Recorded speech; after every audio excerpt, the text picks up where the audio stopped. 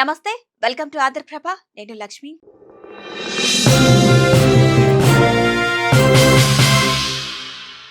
Hidma encounter పై Maoist party మరో లేఖను రిలీజ్ చేసింది. హిడ్మాది ముమ్మాటికి హత్యేనని తేల్చి చెప్పింది.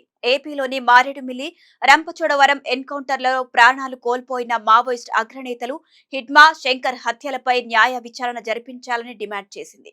అలాగే నిందితులను కఠిన శిక్ష విధించాలని మావోయిస్టు పార్టీ కోరింది. ఈ మేరకు ఆ party Dandakaranya special zonal committee అధికార ప్రతినిధి వికల్ప్ పేరుతో గత నెల 27న లేఖను జారీ చేయగా రీసెంట్ గా వెలుగులోకి వచ్చింది. అంతేకాదు హిడ్మా మృతికి ఖచ్చితంగా ప్రతీకారం తీర్చుకుంటామని తేల్చి చెప్పింది.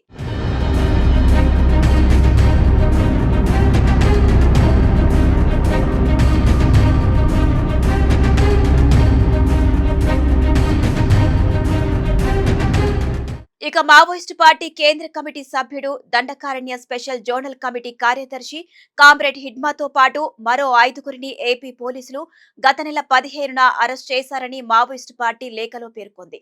3 రోజుల పాటు చిత్రహింసలకు గురి చేశారని, నవంబర్ 18న అల్లూరి సీతారామరాజు జిల్లా మారేడుమిల్లి అటవీ ప్రాంతానికి తీసుకువెళ్లి హత్య చేశారని తీవ్ర ఆరోపణలు చేసింది. హిడ్మా కదలికల సమాచారాన్ని లొంగిపోయిన మావోయిస్టు కోసల్ పోలీసులకు ఇచ్చాడని పార్టీ ఆరోపించింది.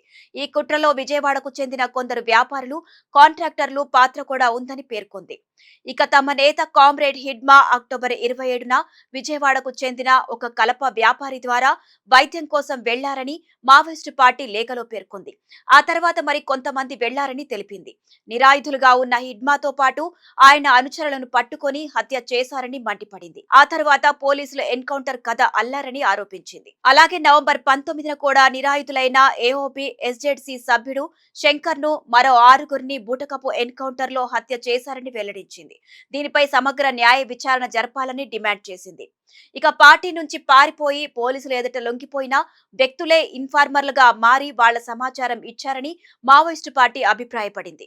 నవంబర్ 9న తమ బలగాల నుంచి కోసల్ అనే పార్టీ కమిటీ సభ్యుడు పారిపోయాడని, ఆ తరువాత తెలంగాణ పోలీసులకు సరెండర్ అయ్యాడని తెలిపింది.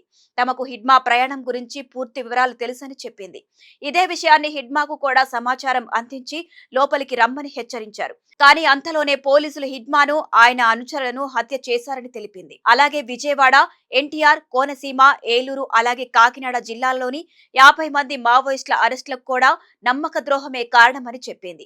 తమ వారిని తీసుకెళ్లిన విజయవాడకు చెందిన కలప ఫర్నిచర్ వ్యాపారి, సివిల్ కాంట్రాక్టర్ తో పాటు అల్లూరి సీతారామరాజు జిల్లాలో ఐటీడీఏ పనులు చేసే మరో కాంట్రాక్టర్ కారకులని మావోయిస్టు పార్టీ స్పష్టం చేసింది. అలాగే ఏపీలో అరెస్టైన వారిలో దేవుజీ, సంగ్రామ్ లేరని మావోయిస్టు పార్టీ స్పష్టం చేసింది. కానీ హిడ్మా మరణానికి దేవుజీనే కారణమంటూ ప్రచారం జరగడం, దీనికి సోనీ సోరీ, మనీష్ కుంజం వంటి నేతలు వంతపాడటం కుట్రలో భాగమేనని Maoist Dandakaranya special zonal committee ఆ లేఖలో పేర్కొంది.